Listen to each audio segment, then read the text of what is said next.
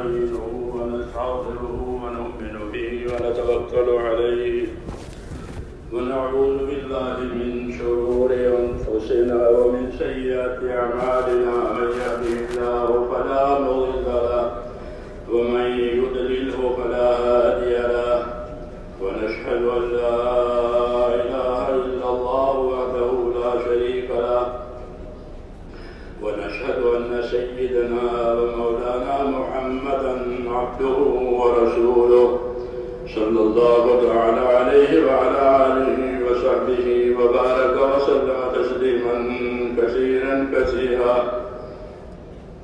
أما بعد فأعوذ بالله من الشيطان الرجيم بسم الله الرحمن الرحيم إن الذين قالوا ربنا الله ثم استقاموا تتنزل عليهم الملائكة ولا تخافوا ولا تحزنوا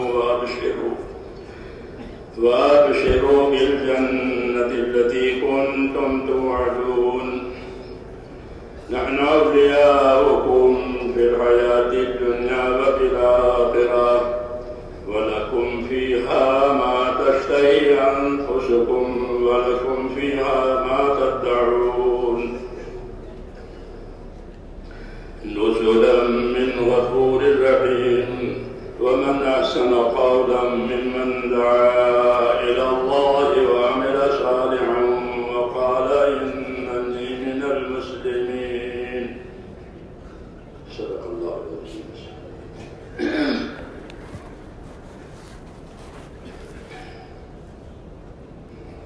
بزرگوں اور پیارے بھائیوں، دین کی بات دین کے کام کے لیے سنی جاتی ہے، قاعدے کی بات ہے، تجارت کی بات تجارت کے کام کے لیے ہوتی ہے، زراعت کی بات زراعت کے کام کے لیے ہوتی ہے، ایسے ہی دین کی بات دین کے کام کے لیے ہوتی ہے۔ اس لیے ہم یہ نیت کریں کہ انشاءاللہ دین کا کام کریں گے۔ ہاں، عمل نیت کے ساتھ ہوتا ہے اور نیت بھی عمل کے لیے ہوتی ہے۔ مختلف صورتیں ہیں نیت کی، ایک تو یہ ہے کہ بغیر نیت کے ہی کام کر لے، جیسے آج کل ہماری عادت ہو گئی، اس کا استحضار اور دھیان نہیں ہوتا کہ اللہ کے راضی کرنے کے لیے کام ہوتا ہے، ایسے تو نیت کے بغیر کوئی کام ہوگا، وہ ایک عادت ہے جو پڑی ہوئی ہے۔ ایسے پوری نیت کے ساتھ کوئی کام ہوگا تو وہ برا ہوگا۔ تیسری بات کہ اچھی نیت کے ساتھ کام کریں تاکہ وہ عمل بنے اور نیک عمل بنے، کیونکہ اللہ کی طرف سے یہ ضابطہ اور قاعدہ ہے کہ آدمی کو وہ ملے گا جو اس کی نیت میں ہوگا۔ یہ حدیث شریف میں دو قاعدے ہیں، ایک پہلا قاعدہ اور ضابطہ یہ ہے کہ آدمی کو وہ ملے گا جو اس کی نیت میں ہے۔ اس لیے نیت کو خالص بنانا اور اللہ کو راضی کر کے اپنی آخرت بنانا یہ مطلوب ہے ہر حال میں، کہ اللہ ہم سے راضی ہو جائے اور ہماری اللہ آخرت بنائے، کیونکہ اللہ جس سے راضی ہوگا اسی آخرت بنائے گی، اور یہی بڑا انعام ہے کہ آخرت بن گئی۔ تو نیت پر اچھی نیت کے ساتھ، حدیث شریف میں ہے کہ اخلص دینک یکفیک العمل القلیل، اپنے عمل کو خالص اللہ کے لیے رکھا کرو تو تھوڑا عمل بھی کافی ہو جائے گا۔ جیسے تھوڑا سونا ہو اور بہت سی مٹی ہو، بہت فرق ہے۔ ایسے ہی عمل تھوڑا ہوا لیکن ہوا اللہ کے لیے تو وہ بڑا ہے۔ تو یہ سکھایا گیا ہے کہ آدمی کو وہ ملے گا جو اس کی نیت میں ہوگا۔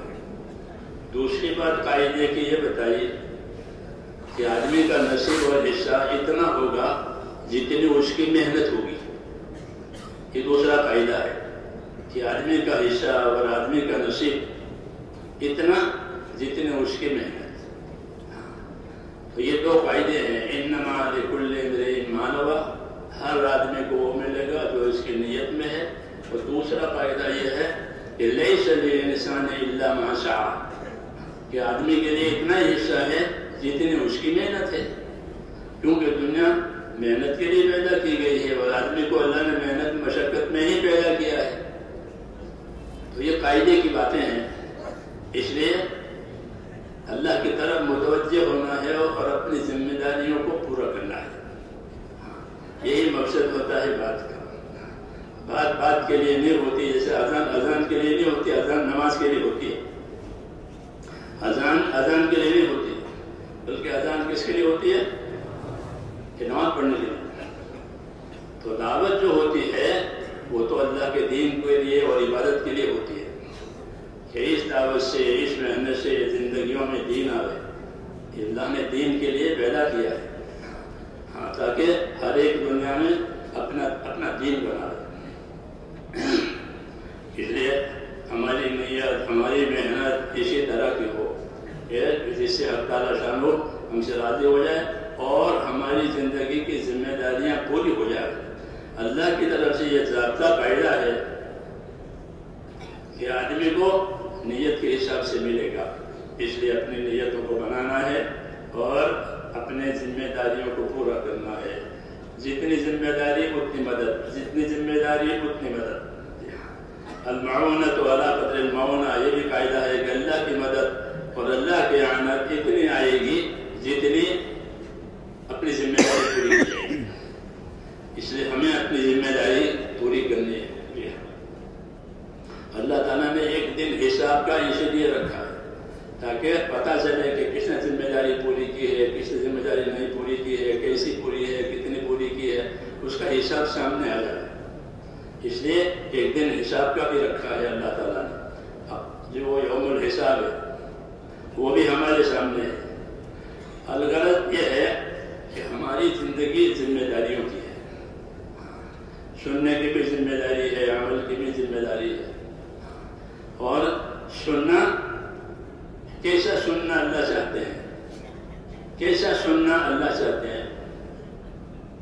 سب سنتے ہیں کہ اللہ تعالیٰ کو جو سننا پسند ہے اس کی کیفیت اللہ تعالیٰ نے خود بتائی ہے کہ کیسا سننا اللہ تعالیٰ کو پسند ہے۔ یوں فرمایا کہ فبشر عباد الذین یستمعون القول ویتبعون احسنہ اولئک الذین ہداہم اللہ واولئک ہم اولو الالباب۔ کہ میرے بندوں کو بشارت دو، یہ بھی اللہ تعالیٰ کا احسان اور انعام ہے کہ اللہ اپنے بندوں کو اپنی طرف بلاتے ہیں بشارتوں کے ذریعے سے۔ ہاں، ورنہ تو وہ تو دھمکا بھی سکتے ہیں، جی ہاں دھمکا سکتے ہیں، لیکن دھمکی دے کر کے نہیں بلایا ہے، بلکہ ہم کو بشارتوں کے ذریعے سے بلایا ہے کہ بندوں کو بشارت دو، فبشر عباد، کہ بندوں کو بشارت دو، بندوں کو خوشخبریاں دو اللہ کے انعام کی، اللہ کے اکرام کی۔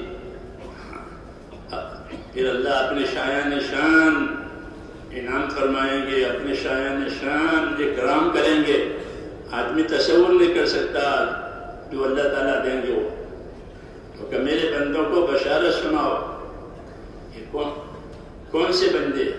کہ الذین یستمعون القول، کہ وہ بندے کہ جو ارادے کے ساتھ بات سنتے، ہاں یہ ارادے کے ساتھ بات سنیں، دھیان اور توجہ کے ساتھ بات سنیں، پھر سننے کے بعد فیتبعون احسنہ، کہ سننے کے بعد کیا کرتے ہیں؟ سننا سننے کے لیے نہیں ہوتا، سننا سننے کے لیے کہاں ہوتا ہے؟ گانا ہوتا ہے وہاں ہوتا ہے، گانا ہوتا ہے وہ سننا سننے کے لیے ہوتا ہے، آگے پیچھے کچھ نہیں، وہ لغو ہے، لغو ہے۔ لیکن یہ سننا ایسا نہیں، یہ سننا عبادت ہے۔ کہ کیسے سننا؟ کہ دھیان سے سنتے ہیں اور اس کے بعد فیتبعون احسنہ، کہ سننے کے بعد اتباع احسن کرتے ہیں۔ کہ اتباع احسن کا کیا مطلب ہے؟ کہ اتباع احسن کا مطلب یہ ہے کہ جب سننے کے بعد عمل کی ذمہ داری آئی تو اچھے سے اچھا عمل اور اونچے سے اونچا عمل اللہ کے لیے پیش کیا۔ اچھے سے اچھا عمل، ایک تو ہے سر سے اترنے کا عمل، وہ نہیں، بلکہ اچھے سے اچھا عمل جو اللہ تعالیٰ کو راضی کرے اور اللہ تعالیٰ اس سے راضی ہو جائے، ایسا عمل سننے کے بعد پیش کرے۔ آدمی کو اللہ تعالیٰ نے جانی طاقت دی ہے، مالی طاقت دی ہے، سمجھ دی ہے، اور ان سب کے لیے دین دیا ہے، ان سب کے لیے دین دیا ہے کہ اپنی جانی طاقت سے، اپنی مالی طاقت سے، اپنی سمجھ، اپنی فکر سے اپنے دین کی ذمہ داریوں کو پورا کرو۔ پیدا ہی اس لیے کیا ہے اللہ تعالیٰ نے، پیدا اس لیے کیا ہے کہ جو ذمہ داری اللہ تعالیٰ نے رسول اللہ صلی اللہ علیہ وسلم کے ذریعے سے اور آپ سے پہلے نبیوں کے ذریعے سے جو ذمہ داری ڈالی ہے کہ وہ پوری ہو جائے، وہ ذمہ داری سیدنا آدم علیہ السلام سے زمانے سے چلی ہے اور حضور صلی اللہ علیہ وسلم کے زمانے پر آ کر وہ پوری ہوئی ہے۔ آخری امت ہے اور ان کے ذمہ آخری ذمہ داری ہے، اس امت کے بعد کوئی امت نہیں، اس نبی کے بعد کوئی نبی نہیں، بس آخری بات ہے، اصلی بات ہے، پوری بات ہے، اور وہ کیا ہے کہ وہ اپنا دین بنانا ہے دنیا میں۔ رسول اللہ صلی اللہ علیہ وسلم نے یہ فرمایا کہ ان الدنیا خلقت لکم، ان الدنیا خلقت لکم وانکم خلقتم للآخرہ، کہ اللہ نے دنیا کو تمہارے لیے پیدا کر دیا ہے، اللہ نے دنیا کو تمہارے لیے پیدا کر دیا ہے۔ یہ جملہ بشارت ہے، حدیث میں دو جملے ہیں، یہ جملہ بشارت ہے کہ ان الدنیا خلقت لکم، کہ دنیا اللہ نے تمہارے لیے پیدا کی۔ کتنا بڑا انعام ہے، دنیا کا سونا، دنیا کی چاندی، دنیا کی زمینیں، دنیا کی نعمتیں، یہ کس کے لیے پیدا کی ہے؟ کس کے لیے پیدا کی ہے؟ کہ انسانوں کے خالص، اللہ نے دنیا کو تمہارے لیے پیدا کیا ہے۔ اس کا تصور کرے دنیا میں کیا نہیں ہے، بہت ہے، وہ ساری چیزیں جو تمہارے لیے پیدا کی ہے۔ تو یہ جملہ حدیث پاک کا بڑی بشارت ہے، ان الدنیا خلقت لکم، کہ دنیا کو اللہ نے تمہارے لیے پیدا کیا، اور پھر اوپر سے یہ بھی فرمایا کہ خالی پیدا نہیں کیا بلکہ دنیا کو اللہ نے تمہارے کام میں لگایا ہے۔ یہ بھی فرمایا کہ اللہ نے دنیا کو جس طرح پیدا کیا ہے کہ وہ اس کو تمہارے کام میں لگایا ہے۔ وَسَخَّرَ لَكُمْ، ایک آیت میں وَسَخَّرَ لَكُمْ مَا فِي الْأَرْضِ جَمِيعًا، زمین کی تمام چیزیں تمہارے کام میں لگائی گئی ہیں، اور ایک آیت میں وَسَخَّرَ لَكُمْ مَا فِي السَّمَاوَاتِ وَالْأَرْضِ، کہ اللہ نے آسمان اور زمین کی سب چیزیں تمہارے کام میں لگائی ہیں۔ کتنے فرشتے ہیں جو انسانوں کی حفاظت کے لیے ہیں، ہم کو خبر نہیں ہے۔ حفظہ فرشتوں کی جماعت ہے جو مستقل انسانوں کی حفاظت کے لیے ہے، اگر وہ فرشتہ نہ ہو تو شیاطین انسان کو اچک لے۔ فرشتے پیدا کیے ہیں حفاظت کے لیے، ہم اس کی خبر نہیں ہے۔ دنیا تمہارے لیے پیدا کی ہے اور تمہارے کام میں لگایا ہے، تو فرشتوں کو ہمارے کام میں لگایا ہے، اور تمام چیزیں ہمارے کام میں لگی ہے، اس کو مشقت کیا ہے، یعنی ہماری خدمت میں لگایا ہے۔ خالی پیدا ہی نہیں کیا ہے بلکہ اللہ نے دنیا کو پیدا کیا اور دنیا کی چیزوں کو تمہارے کام میں لگایا۔ سنا سے لوگ اپنی حاجتیں، راحتیں دنیا کے اسباب سے لیتے ہیں۔ یہ بات کسی پر ڈھکی چھپی نہیں ہے کہ ہم جو اپنی راحتیں لیتے ہیں، اپنی ضرورتیں پوری کرتے ہیں، وہ کس سے پوری کرتے ہیں؟ کہ دنیا کی ان اسباب سے ہماری راحتیں، ہماری ضرورتیں پوری ہوتی ہیں، ہمارا گزارا ہوتا ہے، ہمارا گزارا ہوتا ہے، دن گزرتے ہیں۔ تو دنیا کو فرمایا تمہارے لیے پیدا کیا، یہ بشارت ہے کہ دنیا کی کوئی مخلوق تمہارے کام سے انکار نہیں کر سکتی۔ آدمی سمندر سے بھی خدمت لیتا ہے، آدمی سمندر سے خدمت لیتا ہے، کہ سمندروں سے مچھلی بھی نکالے گا، موتی بھی نکالے گا، اور سمندر کی سطح پر سفر بھی کرے گا۔ سمندر تو اندر جانے کے بعد پتہ چلے کہ سمندر کتنا بڑا ہے۔ جی ہاں، سمندر یعنی سمندر۔ جب سمندر میں اندر گیا، پہلے پانی کے جہاز سے جاتے تھے ہم لوگ، 50 سال پہلے کی بات ہے، بمبئی سے۔ جب اندر گیا جہاز کی دنیا نظر نہیں آتی، پانی پانی۔ جی ہاں، اس سمندر کو تمہارے کام میں لگایا کہ سمندر کی سطح پر آپ کے جہاز چلتے ہیں، سمندر سے مچھلیاں نکالتے ہیں، موتی نکالتے ہیں، سمندری راستے سے تجارتیں ہوتی ہیں بین الاقوامی۔ سمندر کو تمہارے کام میں لگایا، سمندر نے کچھ نہیں کہتا، وہ کام میں لگا ہوا۔ اس لیے اس کو خاص طور سے اللہ نے ذکر فرمایا ہے، وَسَخَّرَ لَكُمُ الْبَحْرَ، اللہ نے سمندر کو تمہارے کام میں لگایا۔ ہم کو خبر نہیں ہے، سمندر کو تمہارے کام میں لگا رکھا ہے۔ ہاں، اس سے تم مچھلی کھاتے ہو اور موتی نکالتے ہو۔ ہاں، موتیوں کی تجارتیں ہوتی ہیں بڑی بڑی۔ تو یہ انعامات ہیں، یہ سب اس کی تفصیل ہے کہ دنیا کو تمہارے لیے پیدا کیا ہے۔ پھر ہم کو کس نے پیدا کیا ہے؟ وَإِنَّكُمْ خُلِقْتُمْ لِلْآخِرَةِ، اور تم کو آخرت کے لیے پیدا کیا ہے۔ یہ بڑا انعام ہے کہ ہم کو اللہ نے آخرت کے لیے پیدا کیا۔ جانور پیدا ہو کر مٹی ہو جائے گی، جی ہاں، اور جس کے پاس دین نہیں ہوگا وہ تمنا کرے گا کہ میں بھی مٹی ہو جاتا ہوں۔ ہاں، اس کی زندگی کا کوئی فائدہ نہیں ہے۔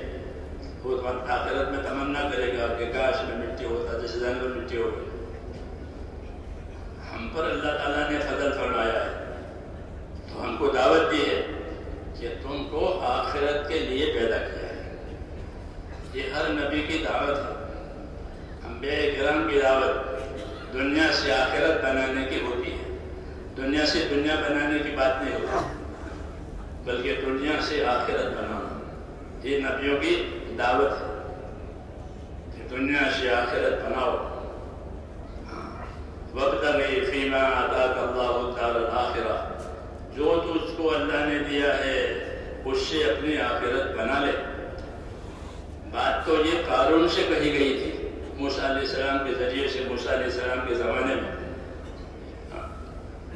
کہ قارون موسیٰ علیہ السلام کی برادری کا اور رشتہ داری کا آدمی تھا، تو اللہ نے اس کو مال دیا تھا، اس کو دعوت دی تھی کہ اللہ نے جس کو مال دیا ہے اپنے مال سے تو آخرت بنا لے۔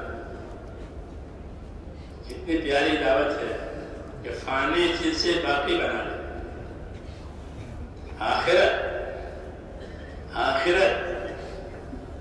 اس کو آخرت کہتے ہیں کہ وہ آخری ہے، اس کے بعد پھر کچھ نہیں۔ آخرت کی کیا کیفیت ہے؟ آخرت کی کیا کیفیت ہے؟ آخرت کی کیفیت یہ ہے کہ اس میں دو صفتیں ہیں آخرت کی، جو ہم کو نبیوں کے ذریعے سے ملی ہے۔ کیونکہ آخرت نبی ہی سمجھا سکتا ہے۔ آخرت پردے میں ہے، غیب میں ہے۔ غیب کی بات اللہ کے سوا کوئی نہیں جانتا، یا پھر اللہ کسی نبی کو بتا دے وہ جانتا ہے۔ تو آخرت کی کیفیت بتائیے کہ آخرت کیا چیز ہے اور اس کی کیا کیفیت ہے؟ کہ آخرت انسانوں کو بطور بدلہ کی ملے گی، ایک بطور بدلہ کی ملے گی۔ جیسے بازار میں آپ کوئی چیز جاتے ہیں، بازار میں آپ جانتے ہیں تو وہاں سے چیزیں بطور بدلے کے ملے گی کہ آپ مال دیں، پیسے دیں گے وہ مال دے گا۔ اور تیسری بات مانی ہوتی ہے، اگر کسی پر پیسے نہیں ہیں تو اس کو مال نہیں ملے گا۔ اگر غریب آدمی بازار میں جاتا ہے تو اس کا دماغ پریشان ہو جاتا ہے کہ میرے پاس پیسے ہوتے تو میں اپنے بچوں کے لیے یہ بھی لیتا، یہ بھی لیتا، یہ بھی لیتا۔ یہ بازار سندا کے آگن دتر کہیں دسترا دل پرا گن دتر، یہ بازار جتنا لدا ہوا ہوتا ہے غریب آدمی کا دل اتنا پریشان ہوتا ہے کہ میرے پاس ہوتا تو میں یہ کرتا، یہ کرتا۔ کیوں کہ وہاں چیز بدل سے ملتی ہے، پیسے دیں گے مال ملے گا، پیسے دیں گے سودا لیں گے۔ سے ہی آخرت بطور بدلہ کے ملے گی، یہ کہنا ہے، ویسے نہیں ملے گی، بطور بدلہ کی ملے گی، اس لیے ذمہ داری ڈالی ہے۔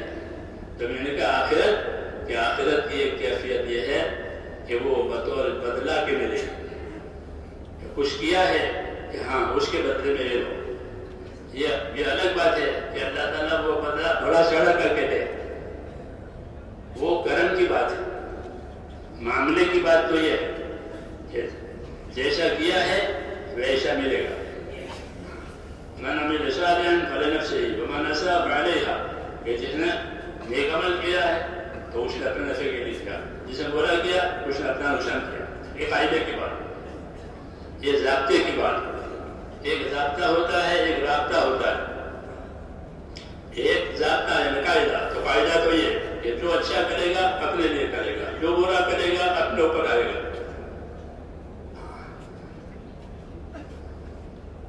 آخرت، کہ آخرت کو اللہ تعالیٰ بطور بدلہ کے دیں گے، اس لیے آخرت کمانے کے لیے کرنا پڑے گا۔ جیسے بازار سے چیز لینے کے لیے پیسے کمانے پڑیں گے، پہلے پیسے ہوں گے تو بازار کی چیزیں مل جائیں گی، تو نہیں ملے گی۔ تو آخرت بطور بدلہ کی ملے گی۔ دوسری کیفیت آخرت کی یہ ہے کہ وہ بطور بقا کے ہوگی، یعنی جو چیز ملے گی وہ باقی رہے گی، فنا نہیں ہوگی۔ نعمت ملے گی آخرت میں تو وہ نعمت ہمیشہ ہمیشہ کے لیے ہوگی، ہمیشہ کے لیے، کہ یہ نعمت لو ہمیشہ کے لیے لو، ہمیشہ ہمیشہ ہمیشہ کی کہتے ہیں کہ جس مدت کی کوئی حد نہ ہو، ایسا مستقبل جس کی کوئی حد نہ ہو، اس کو ہمیشہ کہتے ہیں۔ لاکھوں کروڑوں کروڑ بھی کافی نہیں، اس سے بھی آگے، تو ہمیشہ کے لیے ملے گا۔ جو ملے گا وہ ہمیشہ کے لیے ملے گا۔ اچھا ملے گا تو ہمیشہ کے لیے ملے گا، برا ملے گا کہ وہ ہمیشہ کے لیے ملے گا۔ اس لیے آخرت کی طرف توجہ دلائی گئی ہے کہ وہ فیصلے کا دن ہے، یا ادھر یا ادھر۔ رسول اللہ صلی اللہ علیہ وسلم نے ایک بات قسم کھا کر کے فرمائی، ایک بات قسم کھا کر کے فرمائی، وہ بات یہ ہے کہ والذی نفس محمد بیدہ ما بعد الموت دار الا الجنۃ او النار۔ میں اس پروردگار کی قسم کھا کے کہتا ہوں جس کے قبضے میں میری جان ہے کہ آدمی کی موت کے بعد اس کا ٹھکانہ یا جنت بنے گی یا دوزخ، تیسری جگہ وہاں نہیں۔ یہ کیفیت بتائی اسے کہ آدمی کے مرنے کے بعد قسم کھا کے فرمائی، کیونکہ چیز پردے میں ہے، غیب میں ہے، اس لیے اپنی ایک تو نبی خود سچے ہوتے ہیں، پھر قسم کھا کے کہیں، بہت پکی بات ہے۔ اس لیے فرمایا کہ میں یہ بات قسم کھا کر کہتا ہوں کہ آدمی کو اس کے مرنے کے بعد یا جنت ملے گی یا دوزخ ملے گی۔ یہ دو جگہ بنی ہوئی ہے، آخرت، اور جو چیز ملے گی وہ ہمیشہ ہمیشہ کے لیے ملے گی۔ وہاں موت نہیں ہے، وہاں موت کو موت آئے گی، موت کو موت آئے گی۔ حدیثوں میں ہے کہ موت جو ہر مخلوق پر اللہ تعالیٰ نے طے کر رکھی ہے کہ ہر مخلوق پر موت آئے گی، پھر آخر میں موت کو بھی موت آئے گی، کہ موت کو میڈے کی شکل دی جائے گی، اور میڈے کی شکل دے کر اس کو جنت اور جہنم کے درمیان میں ذبح کر دیا جائے گا، اور کہا جائے گا کہ وہ جنت والو ہمیشہ ہمیشہ جنت میں رہنا، اور دوزخ والو ہمیشہ ہمیشہ جہنم میں رہنا۔ یہ آخرت ہو گئی، آخری بات۔ اب کوئی اپیل نہیں ہے، کوئی اپیل نہیں ہے۔ جن پر نعمتیں ہیں ان کی نعمتوں پر زوال نہیں آئے گا۔ جیسے دنیا میں نعمتوں پر زوال آتا ہے، جوانی تھی بڑھاپا ہو گیا، تندرستی تھی بیماری ہو گئی، ہاں مالدار تھا غریب ہو گیا،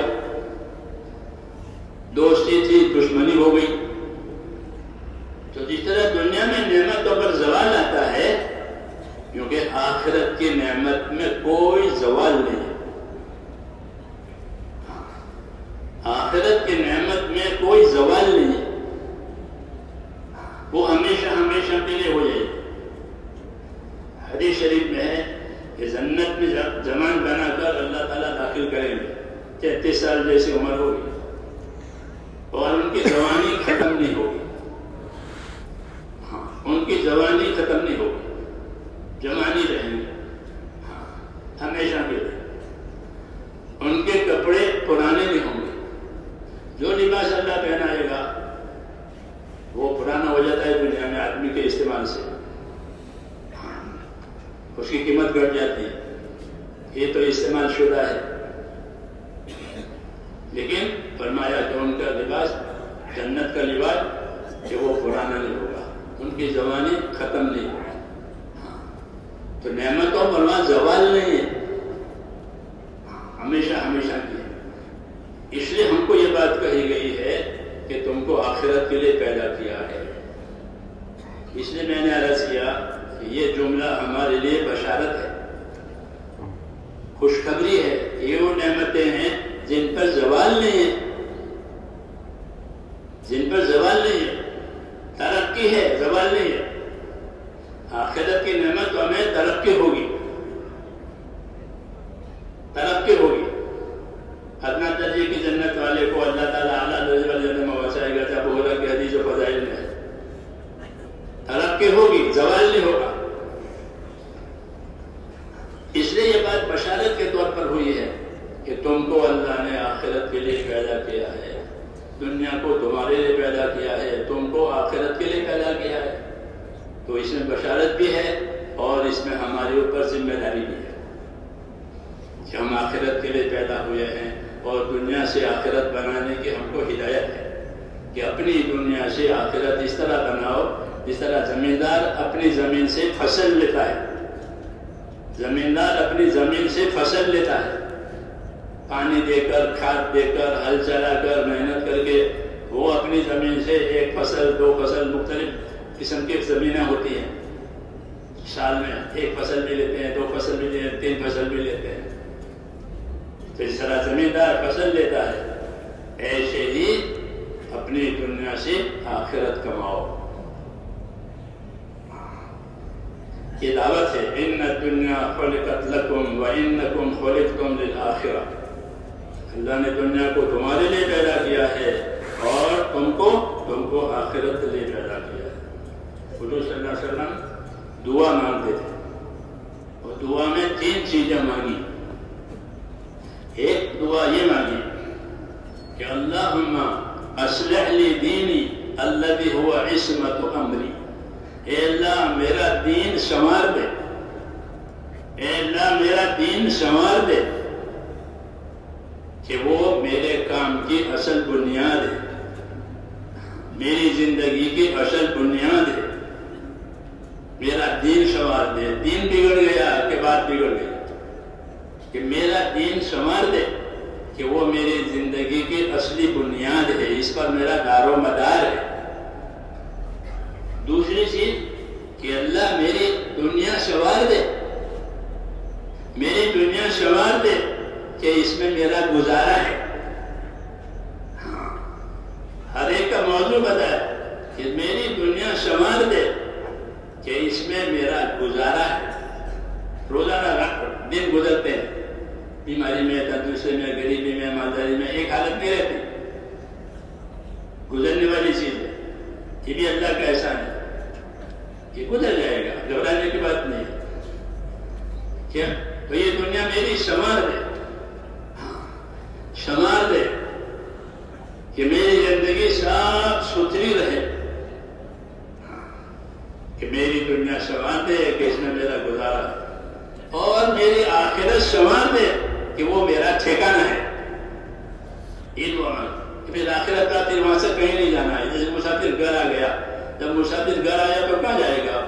یہ میرا گھر ہے، میں یہی کا رہنے والا ہوں، یہاں سفر ختم ہوا۔ تو کہ آخرت کہ میری آخرت سنوار دے کہ وہ میرا ٹھکانہ ہے، پھر یہاں سے کہیں نہیں جانا ہے۔ تو میرا دین سنوار دے کہ اس میں میری بنیاد ہے، میری دنیا سنوار دے کہ اس میں میرا گزارا ہے، میری آخرت سنوار دے کہ اس میں میرا ٹھکانہ ہے۔ تو رسول صلی اللہ علیہ وسلم نے یہ بات فرمائی تھی کہ تم کو آخرت کے لیے پیدا کیا ہے، اور آخرت کی یہ کیفیت ہے کہ وہ ٹھکانہ ہے، ہمیشہ کے لیے ہے، بطور بدلہ کے ملے گی۔ یہ بات اللہ تعالیٰ نے نبیوں کے ذریعے سے دی۔ اب اگلی بات یہ ہے کہ آخرت کیسے بنے، آخرت کیسے بنے۔ تو میرے دوستو، دنیا میں بننے کے لیے دو اسباب، مال ملک، یہ دنیا کے بڑے اسباب، مال ملک، مال عہدے، یہ دو بڑے ہیں دنیا میں۔ دنیا بنانے کے لیے، یہ دنیا بنانے کے لیے آدمی مال کماتا ہے، مالدار ہوگا تو پھر عہدے دار بننے کی اس کو اندر سے تمنا بنتی ہے کہ میں بڑا بن جاؤں، لوگوں کا رجوع میری طرف ہو جائے، کیونکہ عہدے داری میں مال زیادہ آتا ہے، بنسبت کاروبار کے عہدے داری پہ مال زیادہ لوگ دیتے ہیں۔ تو دنیا کمانے کے لیے تو یہ ہوا کہ مال ملک۔ آخرت بنانے کے لیے کہ اللہ تعالیٰ نے ہم کو آخرت بنانے کی دعوت دی ہے، تو آخرت بنانے کے اسباب دیے تاکہ اس کے ذریعے سے ہم اپنی آخرت بنائیں، اور اصل آخرت ہے۔ دنیا گزر جاتی ہے، اچھی حالت میں بھی، ناگوار حالت میں بھی، بعض لوگ بچپن میں مر جاتے ہیں، بعض لوگ جوانی میں مر جاتے ہیں، بعض لوگ بڑھاپے میں مر جاتے ہیں، گزرنا ہے۔ اور آخرت کہ آخرت گزارنے کے لیے نہیں ہے، بلکہ آخرت رہنے کے لیے ہے۔ پھر اللہ تعالیٰ نے ہم کو آخرت بنانے کے اسباب دیے ہیں کہ آخرت بننے کا کیا سبب ہے؟ سب سے پہلے آخرت بننے کا سبب ایمان ہے، سب سے پہلے ایمان۔ اور وہ ہر نبی نے آ کر کے یہ بات سنائی، دنیا کے اسباب کے مقابلے میں ایمان بتایا، لا الہ الا اللہ، لا الہ الا اللہ۔ آدم علیہ السلام کے زمانے سے یہ بات چلی ہے، ایک اللہ ہے، اسی نے سب کچھ بنایا ہے، سب کچھ بنا ہوا ہے اللہ کی قدرت سے، اللہ اکیلا بنانے والا ہے، سب کچھ پیدا شدہ ہے، اللہ اکیلا پیدا کرنے والا ہے، سب کچھ استعمال ہونے والا ہے، اللہ استعمال کرنے والا ہے، ایک اللہ ہے، اسی کا حکم چلتا ہے تمام مخلوق پر، الا لہ الخلق والامر۔ یاد رکھو، تمام مخلوق اللہ کی، اور تمام مخلوق پر اللہ کا امر چلتا ہے، اللہ کا فیصلہ اور اللہ کا حکم چلتا ہے، اصل اللہ کی ذات ہے۔ اس سے اپنا تعلق پیدا کرو آخرت بنانے کے لیے، کہ ایمان کے بغیر آخرت نہیں بنے گی اور دنیا باقی نہیں رہے گی۔ اس لیے جس کے پاس ایمان نہیں ہوا اس کی تو دنیا بھی گئی اور آخرت بھی گئی۔ اس لیے آخرت بنانے کے لیے میرے دوستو، پہلا سبب جو اللہ تعالیٰ نے نبیوں کے ذریعے سے ہم کو دیا ہے وہ ہے ایمان، لا الہ الا اللہ، کہ اللہ سے ہوگا، اللہ کے غیر سے نہیں ہوگا، اللہ ہی عبادت کے لائق ہے اور کوئی عبادت کے لائق نہیں ہے، وہی مدد کرنے والا ہے، کوئی مدد دینے والا نہیں ہے، وہی پیدا کرنے والا ہے، کوئی پیدا کرنے والا نہیں ہے، وہی موت دینے والا ہے، کوئی موت دینے والا نہیں ہے۔ اللہ تعالیٰ پیدا کرنے کے بعد عاجز نہیں ہوا ہے کہ میں نے تو کر دیا کیا کروں، کہ نہ، ایسا نہیں۔ اللہ پیدا کرنے سے پہلے بھی قدرت والے ہیں، پیدا کرنے کے بعد بھی قدرت والے ہیں، نفع میں، نقصان میں، حالات بنانے میں، حالات بگاڑنے میں اللہ کی ذات اکیلی ہے، وہی کریں گے اور کوئی کرنے والا نہیں۔ اللہ نے اپنا تعارف کرایا ہے کہ میں آسمانوں میں بھی معبود ہوں اور میں زمینوں میں بھی معبود ہوں، آسمانوں میں بھی میری عبادت ہوتی ہے اور زمین میں بھی میری عبادت ہوتی ہے۔ یا عبادی الذین آمنوا ان ارضی واسعۃ فایای فاعبدون، اے ایمان والے بندو، میری زمین بہت کشادہ ہے، اس میں میری ہی عبادت کرنا اور کسی کی نہیں کرنا۔ زمین کو عبادت کی جگہ بنایا ہے، تم کو عبادت کا کام دیا ہے۔ تمام نبیوں نے میرے دوستوں آخرت بنانے کے لیے جو پہلی بات سنائی وہ یہ سنائی کہ لا الہ الا اللہ۔ آدم علیہ السلام سے لے کر کے جناب رسول اللہ صلی اللہ علیہ وسلم تک ایک ہی بات آئی، لا الہ الا اللہ محمد الرسول اللہ۔ اللہ کے سوا کوئی عبادت کے لائق نہیں ہے، اس لیے اپنا تعلق اس کے ساتھ جوڑو۔ اللہ کے ساتھ تعلق نہیں ہوا تو پھر دنیا بھی نہیں ہے، آخرت بھی نہیں۔ دنیا ختم ہو جائے گی، آخرت سے محرومی ہو جائے گی۔ یہ ہے، اس لیے آخرت بنانے کا پہلا سبب اور پہلی چیز وہ ہے اللہ پر ایمان لانا، اور جن جن باتوں پر اللہ نے ایمان لانے کا اور سچ ماننے کا حکم دیا ہے اس پر ایمان لانا، اللہ پر، اس کے فرشتوں پر، اس کی کتابوں پر، اس کے نبیوں پر اور آخرت کی تمام باتوں پر۔ یہ ماننے کے بعد زندہ ہونا، اس پر ایمان لانا اور یہ سمجھنا کہ جو ہوگا اللہ سے ہوگا، اللہ کے غیر سے نہیں ہوتا۔ اللہم انت الاول فلیس قبلک شیء، اے اللہ تو اول ہے، تو اس سے پہلے کوئی نہیں۔ وانت الاخر لیس بعدک شیء، اور تو سب سے تو آخر میں ہے، پھر کوئی نہیں۔ اللہ پہلے تھے اور کوئی نہیں تھا، اللہ رہیں گے کوئی نہیں رہے گا۔ اللہ اول ہے، اللہ آخر ہے، اللہ کی شان ہے، اور جو ہوگا اللہ کے فیصلے سے ہوگا۔ اللہ قدرت سے بھی کریں گے، اللہ حکمت سے بھی کریں گے، اللہ قدرت سے بھی کریں گے، اللہ حکمت سے بھی کریں گے۔ دنیا میں قدرت سمجھ میں آتی ہے، حکمت سمجھ میں نہیں آتی۔ قدرت سمجھ میں آتی ہے کہ آسمانوں کو، زمینوں کو، ہوا کو، پانی کو، پہاڑوں کو قدرت سے پیدا کیا ہے، تو یہ قدرت سمجھ میں آتی ہے، حکمت سمجھ میں نہیں آتی۔ انبیاء کرام یہ حکمت بھی سمجھاتے ہیں کہ ہاں کہ اللہ تعالیٰ کا کوئی کام حکمت اور خوبی سے خالی نہیں ہے، اگر سے آدمی کو پسند نہ ہو۔ حکمت آدمی کے ساتھ ہوتی ہے، آدمی کو پسند نہیں ہوتی کہ اللہ نے ایسا کیوں کیا، کہ اللہ نے یہ حکمت سے کیا ہے، گھبرانے نہیں۔ کبھی حکمت کا تقاضا ہوتا ہے کہ آدمی کو اللہ غریب بناوے، آدمی کو اللہ بیمار بناوے، ہاں آدمی دکھی ہو گیا، کیوں کہ اللہ کی حکمت کا تقاضا کہ اس آدمی کو ایسا رکھنا ہے۔ یہ نہیں جانتا حکمت، لیکن حکمت کا تقاضا ہے۔ پھر جب حکمت کا تقاضا پورا ہو جاتا ہے تو وہ تکلیف اٹھا لی جاتی ہے اور اس کے بدلے میں بہتر چیز دی جاتی ہے۔ یہ حکمت ہے۔ اس لیے جو اللہ والے ہوتے ہیں وہ ان باتوں سے گھبراتے نہیں ہیں کہ کوئی بات آ گئی، ناگوار آ گئی، ناگوار حالات آئے گئے، کہ اللہ کی حکمت کا تقاضا ہے کہ بیمار بنا دیا، غریب بنا دیا، جان مال میں نقصان ہوا، کہ حکمت کا تقاضا ہے، گھبراؤ نہیں۔ اللہ نے حکمت سے کوئی چیز نقصان کی پیدا کی ہے تو گھبراؤ نہیں، اپنے فضل سے اس نقصان کا بدل بھی کر دے گا۔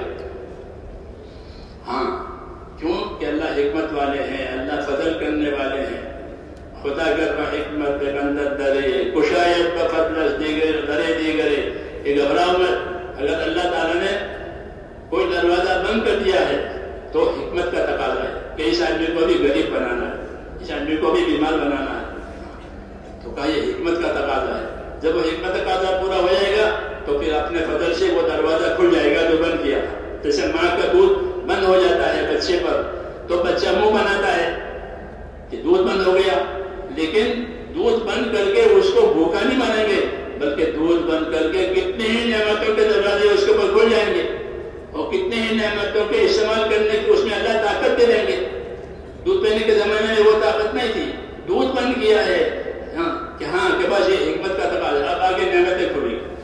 اس لیے کہتے ہیں اللہ تعالیٰ کے ساتھ تعلق جماؤ، اللہ کے ساتھ تعلق جماؤ۔ کس چیز کا؟ کہ یقین کا، کہ جو اللہ کرتے ہیں وہ صحیح کرتے ہیں، وہ بہتر کرتے ہیں، اسی میں ہماری خیر ہے۔ حضور صلی اللہ علیہ وسلم نے یقین سے آگے ایک بات اور بتائی کہ اپنے اللہ سے اچھا گمان رکھو، اپنے اللہ سے اچھا گمان رکھو۔ جابر بن عبداللہ فرماتے تھے کہ رسول اللہ صلی اللہ علیہ وسلم نے اپنی وفات سے 3 دن پہلے مجھ سے یہ فرمایا، جابر تمہاری موت اس حالت میں آوے کہ تمہارا گمان اپنے خدا کے ساتھ اچھا ہو۔ ہاں، ایمانی زندگی گزارنے کے لیے ضروری ہے کہ اللہ سے ہمارا گمان اچھا ہو، کہ اللہ جو کرتے ہیں وہ اچھا ہی کرتے ہیں۔ بیدہ الخیر کلمہ میں ہے بیدہ الخیر، اللہ ہی کے ہاتھ میں خیر ہے اور کسی کے ہاتھ میں خیر نہیں ہے، اور وہ اپنے خیر کو ہر ایک کو دینے پر قدرتی رکھتا ہے۔ بیدہ الخیر وہو علی کل شیء قدیر، کہ اللہ کے ہاتھ میں خیر ہے اور وہ ہر چیز پر قادر ہے، وہ اپنے خیر کسی کو بھی دے سکتا ہے۔ اس لیے حضور نے فرمایا کہ جس طرح اللہ پر ایمان اور یقین ضروری ہے، ایسے ہی اپنے پروردگار سے اچھا گمان رکھو کہ میرا اللہ جو کرے گا میرے حق میں وہ بہتر ہوگا، اگرچہ مجھے وہ بات نظر نہیں آتی وہ بہتری۔ تو میرے دوستو، یہ ایمان کی بات ہے کہ اللہ کے ساتھ ہمارا تعلق، یقین کہ جو ہوگا اللہ سے ہوگا، اور اللہ کے ساتھ اچھا گمان کہ اللہ جو کرتے ہیں وہ حکمت سے کرتے ہیں، اندھادھند نہیں ہوتا، حکمت سے کرتے ہیں، تو اللہ سے اچھا گمان رکھو۔ تو جابر بن عبداللہ رضی اللہ تعالیٰ عنہ یہ فرماتے تھے کہ مجھ سے رسول صلی اللہ علیہ وسلم نے یہ فرمایا کہ جابر، تمہاری موت اس حالت میں آوے کہ تمہارا گمان اللہ کے ساتھ اچھا ہو، خصوصاً دین کے کام کرنے والے، دین کی ذمہ داریوں کو لے کر چلنے والے، جن کو اللہ تعالیٰ نے دین کے کاموں میں آگے بڑھایا ہے، وہ اپنے اللہ کے ساتھ اچھا گمان رکھیں۔ کیونکہ دنیا ہے کا کیا مطلب ہے؟ دنیا ہے اس کا مطلب یہ ہے کہ دنیا حالات کا گھر ہے۔ میری بات سمجھ آ رہی ہے؟ شو تو نہیں کیا مطلب بیٹھے بیٹھے دن آ گئی؟ ہاں، ہم کو تو میرے دوستوں سمجھنا ہے دین کو اور دین کے کام کو۔ ہاں، تو میں کیا کہہ رہا تھا؟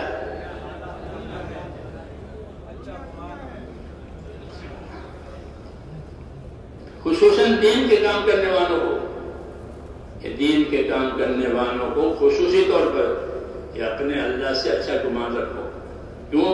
کہ دنیا حالات کا گھر ہے، یہاں آدمی پر حالات آتے ہیں، جی ہاں، اچھے حالات بھی آتے ہیں، ناگوار حالات بھی آتے ہیں، نبیوں پر اچھے حالات بھی آتے ہیں، ناگوار حالات بھی آتے ہیں۔ تو یہ اللہ کی حکمت کا تقاضا ہے کہ ناگوار حالات آتے ہیں۔ مشرکین مکہ صحابہ کرام کو جو غریب ہوتے تھے وہ کہتے تھے کہ یہ اپنا دین لے کر پھر رہے ہیں اور کوئی کام ہی نہیں ہے، دین دین دین دین، یہ کہتے تھے گر رہا اولائے دینہم، ان کو دین نے دھوکے میں ڈال دیا ہے، بھوکے مرتے ہیں، کھانا نہیں ہے اور دین دین دین، یہ کہتے تھے۔ کیوں؟ کہ وہ ان کی ظاہری حالت کو دیکھ رہے تھے کہ ان پر بھوک آئی ہے، تنگی آئی ہے، تکلیف آئی ہے، تو اس لیے حضور صلی اللہ علیہ وسلم نے کہا کہ اللہ سے اچھا گمان رکھو، کہ ناگوار حالات کی وجہ سے کوئی اللہ سے دوسرا گمان نہ کرے، بلکہ حالات ہیں آتے ہیں جاتے ہیں، جیسے بچپن آیا، جوانی آئی، بڑھاپا آیا، آتے ہیں۔ آدمی کی زندگی اللہ سے اٹی ہوئی پڑی ہوئی ہے، حالات آتے ہیں، ان حالات میں کہ اللہ تعالیٰ سے اچھا گمان کرے، نہیں تو کہ شیطان اللہ سے ان کو کاٹ دے گا۔ ہاں، اس کا کام ہی یہ ہے کہ اللہ سے کاٹنا۔ مولانا الیاس صاحب رحمۃ اللہ علیہ فرماتے تھے کہ شیطان جس طرح گناہوں کی لذت میں ڈال کر آدمی کو اللہ سے دور کرتا ہے، گناہوں کی لذت، ایسے ہی آدمی کو نا امید بنا کر کے بھی کاٹے گا کہ تو کتنے دنوں سے دین کا کام کر رہا ہے، کتنے عرصے سے تو کام میں ہے، تیرے حالات تو بنے نہیں، تو پھر کیوں اس کے پیچھے پڑا ہے، چھوڑ دے۔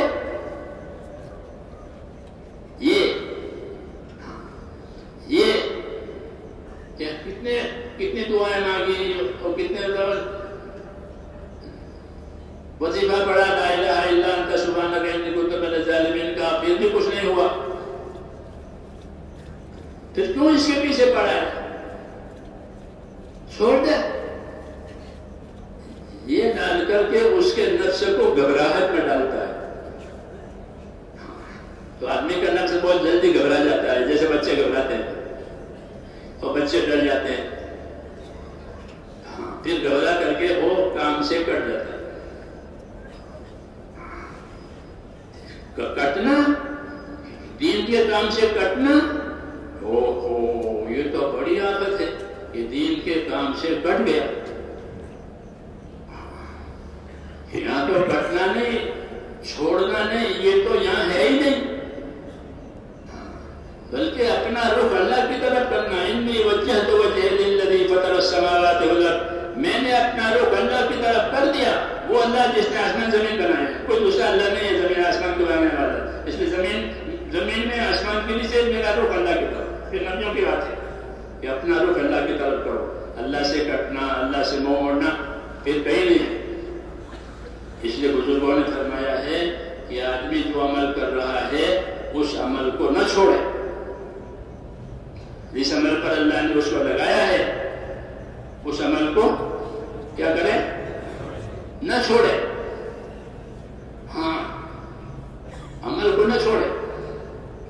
کیوں کہ عمل کو چھوڑنا گویا ایک طرح سے منہ موڑنا ہے. منہ موڑنا ہے کہ منہ موڑ لیا، اللہ سے منہ موڑ لیا، عمل چھوڑ دیا. ایک منہ موڑنا ہے تو پہلے آدمی منہ موڑتا ہے، اعراض کہتے ہیں اس کو. اعراض کیا، منہ موڑ لیا، اب اس کو سزا ملے گی کہ کیوں منہ موڑ لیا. اعراض کیا ہے، منہ موڑا ہے. اعراض کے بعد حجاب ہو جائے گا، پھر آڑ ہو جائے گی، پھر توفیق بن ہو جائے گی. توفیق نہیں ہوگی. اس لیے کہتے ہیں کہ اپنے آپ کو چلایا کرو دین کے کام پر، آخرت کے کام پر. دنیا حالات کا گھر ہے، یہاں اچھے حالات بھی آئیں گے، یہاں ناگوار حالات بھی آئیں گے، اور وہ رہیں گے نہیں. اچھے حالات بھی گزر جاتے ہیں، ناگوار حالات بھی گزر جاتے ہیں. بچپنا بھی گزر گیا وہ کھانے میں، کھیلنے میں، پھر جوانی گئی عیش میں. تو گزرنے کے لیے ہے ہر چیز. اس لیے اس سے کوئی دھوکہ نہ کھاؤ، بلکہ اپنے آپ کو اللہ تعالیٰ سے اچھا گمان رکھ کر کے اپنی ذمہ داریوں کو پورا کرنا. پہلی ذمہ داری اللہ نے ہم کو ایمان، یقین، آخرت بنانے کی ذمہ داری ہے. یہ سب سے پہلی ذمہ داری کہ ایمان سے محبت ہو جائے. ایمان سے محبت ہو جائے. جیسے مال سے محبت ہوتی ہے. جب مال سے محبت ہوتی ہے تو مال سے جو چیز بنتی ہے اس سے بھی محبت ہوتی ہے. ہوتا ہے نہیں ہوتا؟ مال سے مکان بنایا تو مکان سے محبت ہو جائے گی. مال سے لباس بنایا تو لباس سے محبت ہو جائے گی. مال سے محبت، تو مال سے محبت کے نتیجے میں مال سے جو چیز بھی بنے گی اس سے محبت ہو جائے گی. ہم کو یہ تعلیم دی ہے کہ ایمان کی محبت مانگو. حدیث شریف میں اللہم حبب الینا الایمان، اے اللہ مجھے ایمان سے محبت ہے، اللہ کے تعلق سے محبت ہے. ایمان اللہ کا تعلق، یہ تعلق ایسا کہ اس کے اندر محبت ہو. اس لیے کہتے ہیں کہ اعلیٰ درجے کی اطاعت وہ ہے جو محبت کے ساتھ اطاعت کرے. اللہ کی محبت بھی ہے، اللہ کے اطاعت بھی ہے، رسول کی محبت بھی ہے، رسول کے اطاعت بھی ہے، اللہ کی عظمت بھی ہے، اللہ کے اطاعت بھی ہے. یہ چیزیں اللہ ایمان کی محبت ہے. جب ایمان کی محبت آئے گی تو ایمان کے راستے کی ہر چیز سے محبت ہو جائے گی. نماز سے محبت ہو جائے گی. کس سے؟ نماز سے محبت. ایک صحابی ہر رکعت میں قل ہو اللہ پڑھتے تھے. نماز پڑھاوے تو بھی، پڑھے تو بھی. تو اس زمانے میں کوئی بات ہوتی ہے تو حضور کے سامنے پیش کرتے، یا رسول اللہ یہ ہر رکعت میں قل ہو اللہ پڑھتا ہے. اپنی نماز پڑھے تو، اپنا نماز پڑھاوے تو ہر رکعت میں قل ہو اللہ پڑھتا ہے. اس سے پوچھا تم قل ہو اللہ کیوں پڑھتے ہو؟ یا رسول اللہ مجھے قل ہو اللہ سے محبت ہے. کیا فرمایا؟ مجھے قل ہو اللہ سے محبت ہے. کیوں اللہ کی وحدانیت، اللہ کی یکتائی ہے کہ وہ اللہ اکیلا ہے، اس کے جیسا کوئی نہیں ہے، اس کا کوئی خاندان نہیں ہے، اس کے برابری کوئی نہیں ہے، وہ بے نیاز ہے، اس کو کسی کی ضرورت نہیں ہے، سب کو اس کی ضرورت ہے۔ قل هو اللہ میں یہ مضمون ہے۔ تو وہ کہنے لگا یا رسول اللہ مجھے قل هو اللہ سے محبت ہے۔ آپ نے فرمایا کہ پھر تجھے قل هو اللہ کی محبت جنت میں داخل کر دے گی۔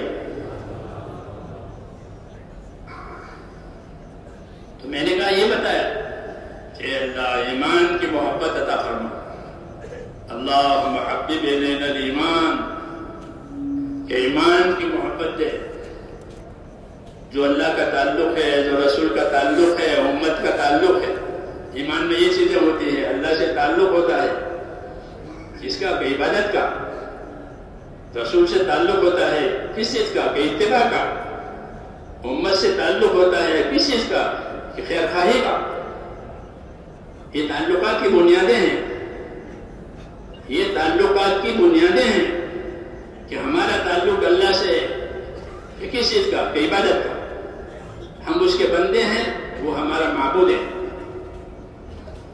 ہم اس کے بندے ہیں، وہ ہمارا معبود ہے۔ اس نے ہم کو اپنی عبادت کے لیے پیدا کیا ہے، عبادت کے لیے ہمارا تعلق دیا ہے۔ تو اللہ سے تعلق عبادت کا، رسول سے تعلق، رسول سے تعلق اس بات کا ہے کہ وہ اللہ کا سچا نبی ہے، اس لیے ہم اس کے نقش قدم پر چلیں گے، اس کی سنتوں پر عمل کریں گے، اس کے دین کی نصرت کریں گے، اتباع۔ یہ تعلق کی بنیادیں ہیں۔ تیسرا تعلق امت سے، رسول صلی اللہ علیہ وسلم کی امت جس نے اللہ کے نبی کو نبی مانا ہے، لا الہ الا اللہ محمد رسول اللہ، لا الہ الا اللہ والے پڑھیں فضائل میں، لا الہ الا اللہ والے کہ ان کو نہ اپنے قبروں میں غم ہوگا نہ حشر میں غم ہوگا، یہ لا الہ الا اللہ والے ہیں۔ تو تیسرا امت، کہ امت سے کیا تعلق ہے؟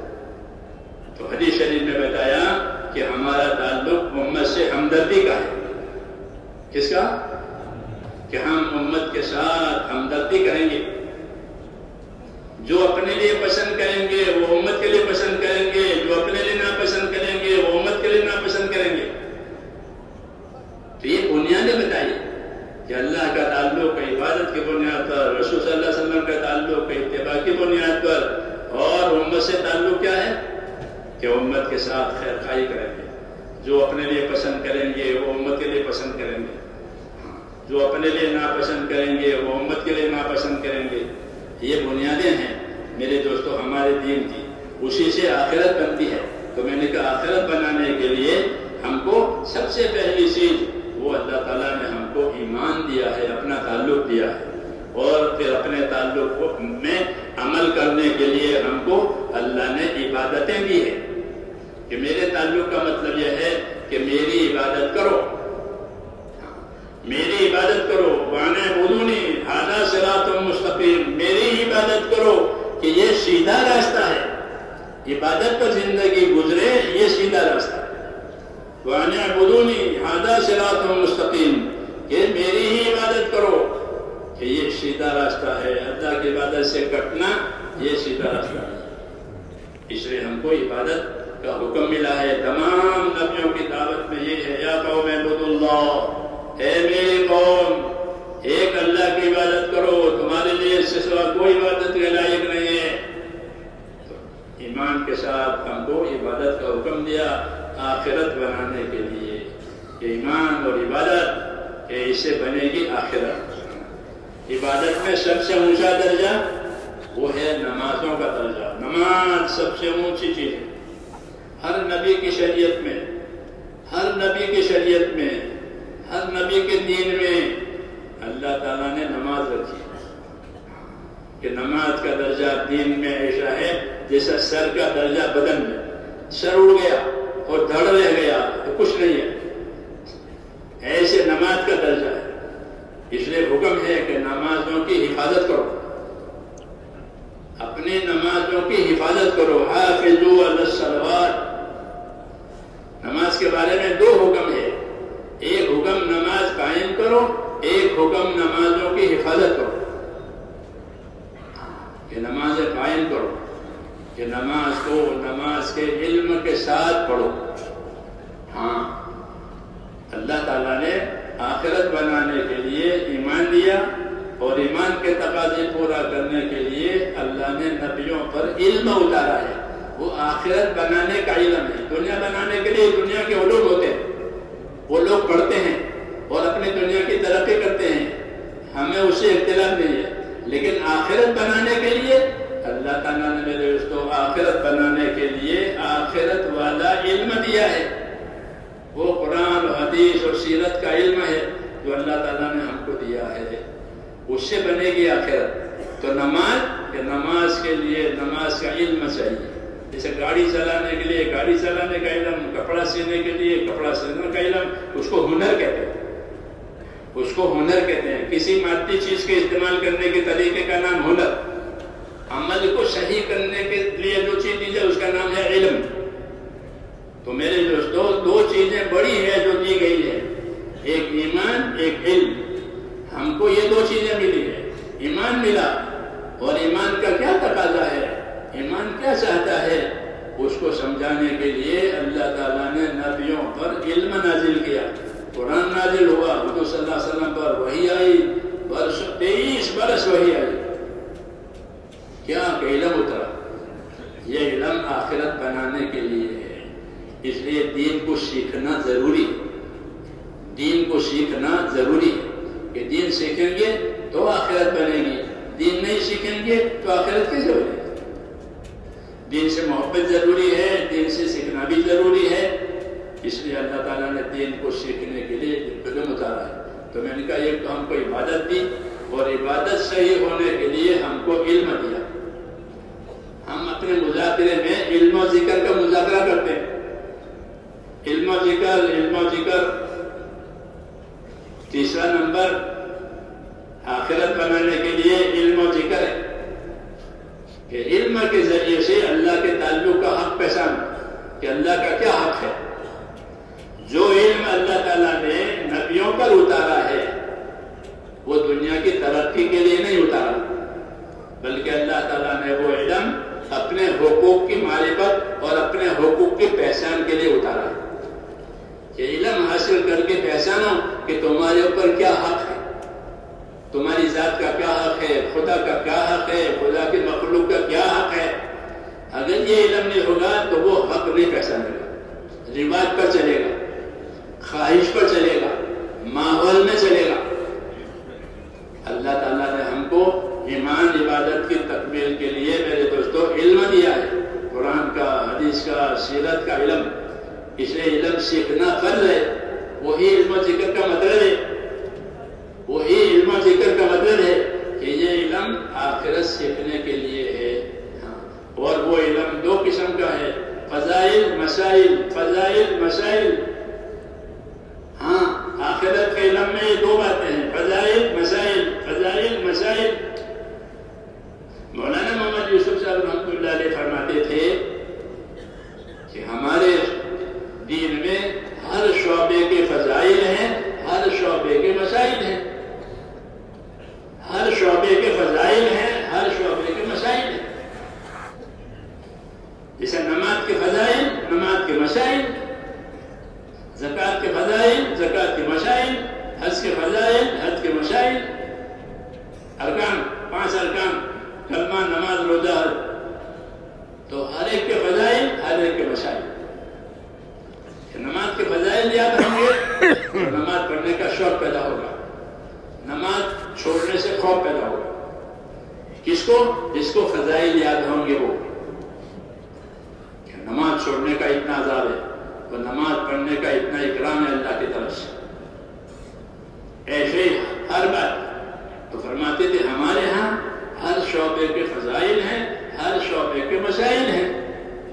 تو نماز کے فضائل ہیں, تو نماز کے فضائل کا دھیان ہوگا تو نماز شوق سے پڑھے گا. آج ہم کو نماز کا شوق نہیں ہے, اور دلیل اس کی یہ ہے کہ ہم کو نماز بوجھ معلوم ہوتی ہے. کیوں بھائی, ہے نہیں بات کہ نماز بوجھ معلوم ہوتا. تو حضور فرماتے تھے میری آنکھوں کی ٹھنڈک نماز میں ہے. میری آنکھوں کی ٹھنڈک کس میں ہے؟ کہ کوئی پیاری سی جگہ تو آنکھیں آنکھوں کو ٹھنڈک ہوتی ہے، اولاد کو دیکھ کر، مال کو دیکھ کر، کھیتی کو دیکھ کر اس کی آنکھیں ٹھنڈی ہو جاتی ہیں۔ ہاں، نماز کہ نماز کا شوق نہیں پیدا ہوا، کیوں؟ کہ نماز کے فضائل یاد نہیں ہے، کہ نماز کے فضائل، کہ نماز کے فضائل سے نماز کا شوق، نماز پڑھنے کی محنت، نماز کی محنت نماز کے فضائل کے ساتھ، کہ اس سے شوق پیدا ہوگا۔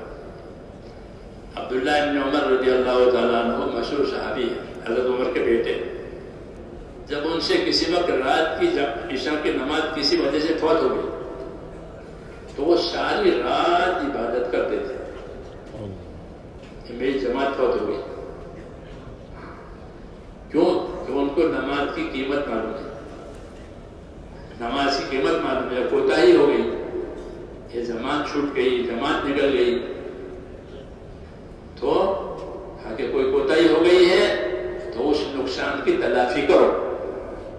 ہاں، یہ طریقہ بتایا کہ کوئی نقصان ہو گیا دین کا، کہ اس نقصان کی دوسرے عمل سے تلافی کرو۔ اگر فرض چھوٹ گیا ہے تو فرض کو تو ادا کرنا ہے، نوافل چھوٹ گئے ہیں کہ نوافل کو ادا کرو، ایک وقت میں نہ ادا کرو دوسرے وقت میں کرو۔ نوافل کے لیے تو ہر وقت ہے، نوافل کے لیے ہر وقت ہے، سوائے مکروہ اوقات کے۔ ہمارے ایک بزرگ تھے، اللہ ان کو بڑی رحمت کرے، مغرب کے بعد کی 6 رکعتیں رہ گئی، کہ مغرب کے بعد 6 رکعت نوافل پڑھتا تھا، وہ نہیں پڑھا، تو اس کو عشاء کے بعد پڑھی، عشاء کے بعد پڑھی، کیوں؟ تاکہ آج کا عمل کی مقدار پوری ہو جائے۔ اور مثال دی کہ عشاء کے بعد پڑھیں، کہ بسم اللہ کھانے میں بھول جائے تو کیا کرتے ہو؟ کیا کرتے ہیں کہ جب یاد آ جائے جب ہی پڑھ لو، بسم اللہ یا اول ہو یا پھر ہو، کہ بسم اللہ پڑھنا بھول گئے تو پڑھتے ہو کہ ہاں کہ بسم اللہ اول ہو، تو کیسا کہ مغربات نہیں پڑھ سکتے تو نوافل پڑھنے، تاکہ دن میں جتنے اعمال نوافل ہوتے تھے وہ پورے ہو جائے 24 گھنٹے۔ کیوں؟ کہ ان کو فضائل معلوم ہے، فضائل معلوم ہے کہ اس کی یہ فضیلت ہے، اسے اللہ تعالیٰ راضی ہو کر کے آخرت دیں گے۔ تو حضرت فرماتے تھے ہمارے یہاں ہر شعبے کے فضائل ہیں، ہر شعبے کے مسائل ہیں۔ میرے پاس سمجھ آ رہی ہے میرے دوستوں، میرے اس لیے ہے کہ ہم دین کے کام کو سمجھ کے کریں، جو سمجھ کر کرے گا وہ کرتا رہے گا، جو بے سمجھے کرے گا وہ بے سمجھے چھوڑ بھی دے گا۔ خطرہ ہے، خطرہ ہے کہ بے سمجھے کر رہے تھے، کوئی حالات میں بے سمجھے چھوڑ بھی دے، ایسا نہیں۔ ہم اپنے کام کو سمجھیں اور اچھی طرح سمجھیں تاکہ سمجھ کر کریں اور دوسرے کو سمجھا بھی سکیں۔ دعوت کا مطلب یہ ہوتا ہے کہ ایک چیز ہم نے سمجھی ہے، ہم کو وہ ہضم ہوئی ہے اور دوسروں کو سمجھا لیں گے، یہ طریقہ ہے۔ اس لیے اپنے کام کو سمجھنا ہے، ہمارے بزرگوں نے ہم کو سمجھایا ہے۔ حضرت فرماتے تھے کہ سمجھانے میں کمی نہ کرو، برابر لوگوں کو سمجھاؤ۔ سمجھانا ہمارا کام ہے، سمجھنا ان کا کام ہے۔ تاجر اپنی چیز سمجھاتا ہے کہ دیکھو یہ ہے، یہ ہے، یہ ہے۔ ہاں، شو روم بنے ہوئے ہیں دکانوں میں، شو روم دیکھو تاکہ رغبت پیدا ہو، یہ آئٹم، یہ آئٹم، یہ آئٹم۔ ایسے ہی اعمال، کہ اعمال کے فضائل، اعمال پر اللہ کیا اکرام کرنے والے ہیں، اس کا دھیان، تو پھر اپنے عمل کو شوق سے کرے گا اور چھوٹنے کا خوف ہوگا۔ اگر چھوٹ گیا ہے تو اس نقصان کو پورا بھی کرے گا۔ جیسے میں نے کہا نہیں، جب ان کی نماز چھوٹ جاتی تھی تو وہ ساری رات عبادت کرتے تھے کہ آج میری نماز نکل گئی۔ ہوتا ہے زندگی میں، انسان ایسا ہو جاتا ہے، تو وہ اپنا تدارک کرتے تھے، نقصان کی تلافی کرتے تھے۔ کیوں؟ کہ ان کے فضائل معلوم ہے۔ تو ہم کو جو علم دیا ہے میرے دوستوں، ایک تو فضائل کا علم دیا ہے تاکہ ہم سمجھیں کہ ہمارے عمل کی کیا قیمت ہے۔ تاجر اپنے چیز کی قیمت بھی سمجھتا ہے، اپنی چیز پر کیا نفع ملتا ہے وہ بھی سمجھتا ہے۔ یہ چیز اتنے میں میرے ہاں آئی ہے، مجھے اتنے میں اس کو بیچنی ہے۔ اصل قیمت اس کا نفع دونوں اس کے سامنے ہوتا ہے۔ ایسا کوئی تاجر نہیں ہوتا جو نفع نہ جانے۔ ہوتا ہی ہے تاجر کہ اپنا نفع نہ جانے اور تجارت کرے، ایسا کوئی نہیں ہوتا۔ ہم ایسے ہو گئے اپنے عمل کا نفع نہیں جانتے، حالانکہ دنیا یہ بھی تجارت عبادت ہے. حدیثوں میں ہے کہ ہر آدمی کی صبح شام ہوتی ہے، وہ تو دنیا میں کاروبار کرتا ہے. کل الناس یغدو فبائع نفسہ موبقھا وموتقھا، کہ ہر آدمی کی صبح شام ہوتی ہے اور وہ سودا کرتا ہے دنیا میں، یعنی نیکی کماتا ہے یا بدی کماتا ہے. جیسے بازاروں میں کچھ لوگ کھوٹ کھا جاتے ہیں، کچھ لوگ نفع کما لیتے ہیں، ایسے دنیا ہے. تو کھوٹ کا راستہ بھی ہے، نفع کا راستہ بھی ہے. تو ہم کو فضائل کا علم اس لیے دیا ہے کہ نفع کا راستہ ہمارے سامنے آئے کہ اللہ تعالیٰ اس پر یہ دیں گے اور اللہ اس پر یہ دیں گے. جب محنت کے ساتھ فضائل ہوں گے تو یقین بھی آئے گا اور عظمت بھی آئے گی. یقین بھی آئے گا، عظمت بھی آئے گا. عظمت آنے کی وجہ سے اور یقین آنے کی وجہ سے جب کوئی عمل چھوٹ جائے گا تو پچھتاوا ہوگا کہ فلانا عمل مجھ سے چھوٹ گیا، میری تکبیر اولیٰ نکل گئی، میری پہلی صف نکل گئی، میرا اس راستے میں اللہ کے راستے جانا تھا وہ فوت ہو گیا. یہ اس وقت ہوگا جب اس کا یقین اور اس کی عظمت دل میں بیٹھے گی. اس لیے ہم کو میرے دوستوں فضائل کا علم دیا. عام تو فضائل کا علم سب کے پاس ہونا چاہیے کہ جو عمل کرے اس کی فضیلت معلوم ہو، جو عمل کرے اس کی فضیلت معلوم ہو. ایک عمل آسان حدیث شریف میں ہے کہ تبسموں کا فی وجہ اخیک کا صدقہ، کہ تم اپنے بھائی سے خندہ پیشانی سے ملو گے تو تمہیں صدقہ کا ثواب ملے گا. اپنے بھائی سے ہنستے چہرے سے ملو، خندہ پیشانی سے ملو تو کیا ملے گا؟ کہ صدقے کا ثواب ملے گا. جیسے کسی کو 5 روپے دے دیے، 50 روپے دے دیے، صدقہ ہو گیا. کہ نہیں، تم اپنے بھائی سے خندہ پیشانی سے ملو گے تو تمہیں صدقے کا ثواب ملے گا. بے پیسے کا صدقہ، جن کے پاس پیسے نہیں ہے وہ بھی صدقہ کرے، یہ اس کے عمل کا یہ فضیلت کہلاتی ہے. ہاں تو فرماتے تھے ہمارے ہاں ہر شعبے کے فضائل ہیں، ہر شعبے کے مسائل ہیں. نماز کی عبادت کے فضائل، تجارت کے فضائل، نکاح کے فضائل، زمینداری کے فضائل، مزدوری کے فضائل. حدیثوں میں مزدوری کرتے ہیں لوگ، پیسے نہیں ہے، مال نہیں ہے تو ہاتھ پاؤں سے اپنی روزی کماتے ہیں. کہ ہاں یہ بھی ایک شعبہ ہے مزدوری کا کہ ہمارے ہاں مزدوری کے فضائل ہیں. یہ نہیں کہ مزدور ہے، کولی ہے، حمال ہے، ایسا نہیں ہے. کہ اگر وہ ایمان والا ہے، اخلاص والا ہے اور اخلاص سے اپنی مزدوری کرتا ہے تو اس کو مزدوری کے فضائل ایسے ملیں گے جیسے کہ عبادت کے فضائل ملتے ہیں. آپ علم کی مجلس میں بیٹھیں گے اور ذکر کے مجلس میں بیٹھیں گے تو آپ کو علم و ذکر کے مجلس کی فضیلت ملے گی نہیں ملے گی؟ اور فرشتے کہیں گے کہ تم اٹھو تمہاری مغفرت ہو گئی، تو اس کو مزدوری کے فضائل ملیں گے. وہ مجلس میں نہیں بیٹھے گا، وہ تو مزدوری کرے گا، اس کو تو اپنی روزی کمانی ہے. لیکن وہ ایمان اخلاص والا ہے تو اس کو مزدوری کے فضائل ملیں گے. حدیث شریف میں ہے کہ جو آدمی اپنی محنت مزدوری سے شام کو تھک کر کے چور ہو جائے گا، اللہ تعالیٰ شام کو ہی اس کی مغفرت کرے گا. ہاں حدیث شریف میں کہ من امسا کا لم بعمل یدہ امسا مغفورا لہ، کہ جو آدمی شام کو تھک کر چور ہو گیا، اپنی محنت مزدوری سے سامان ڈھویا اٹھایا، تو اللہ شام کو ہی اس کی مغفرت کرے گا. جیسے آپ ذکر کی مجلس میں اٹھیں گے تو بشر ہوں گے کہ تم اٹھو تمہاری مغفرت ہو گئی. پڑھتے ہیں کہ فضائل میں اس کو مزدوری کی فضیلت ملے. تو حضرت فرماتے تھے کہ ہمارے ہاں ہر شعبے کے فضائل ہیں، ہمارے ہاں ہر شعبے کے مسائل ہیں. اس لیے اپنے ہر شعبے سے ہم آخرت کما سکتے ہیں. زمیندار زمین سے آخرت کمائے گا، تاجر تجارت سے آخرت کمائے گا، مزدور مزدوری سے آخرت کمائے گا، عہدیدار عہدیداری سے آخرت کمائے گا. یہ کب؟ جبکہ اس کے پاس اس کا علم ہو. فضائل کا علم، مسائل کا علم یہ آخرت بنانے کے لیے ہے. جیسے دنیا کے علوم دنیا کی ترقی کے لیے ہے. ہماری دعوت میں علم و ذکر کا یہ مقام ہے. علم و ذکر کہ ہر شعبے کے فضائل، ہر شعبے کے مسائل. مسائل کہتے ہیں عمل کرنے کے صحیح طریقے کو، اس کو مسائل کہتے ہیں. جیسے سیدھا ایک عمل ہے کہ سب سے زیادہ قریب بندہ خدا کی رحمت سے سیدھے کی حالت میں ہوتا ہے.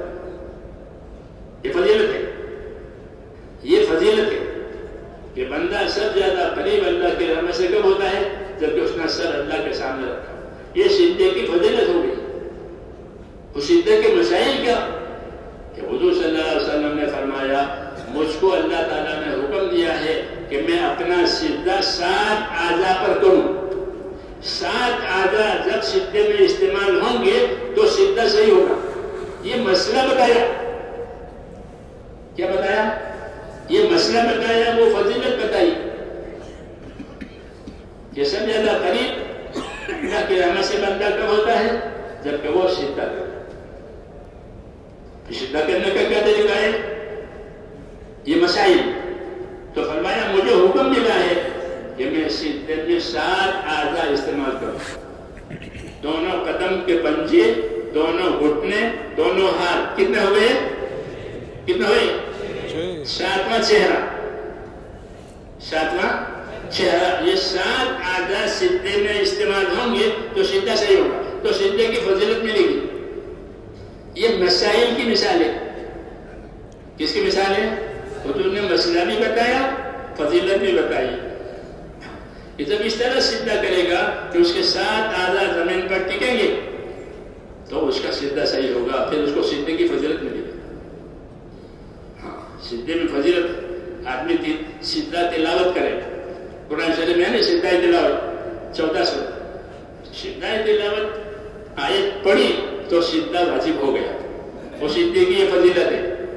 حدیثوں میں ہے کہ جب آدمی سجدے کی آیت پڑھ کر سجدہ کرتا ہے تو شیطان الگ جا کر کے روتا ہے. کیا ہوتا ہے؟ یہ فضیلت ہے. شیطان الگ جا کر کے روتا ہے کہ آدم کی اولاد کو سجدے کا حکم ملا تو وہ سجدہ اس نے کیا، اس کو جنت ملے گی. مجھے سجدے کا حکم ہوا، میں نے نہیں کیا، میرے لیے دوزخ ہوا. تو ہمارے ہاں میرے دوستو ہر شعبے کے فضائل، ہر شعبے کے مسائل. اس سے بنے گا دین. کیا بنے گا؟ کیونکہ جہالت سے دین نہیں بنتا. جہالت سے دین نہیں بنتا.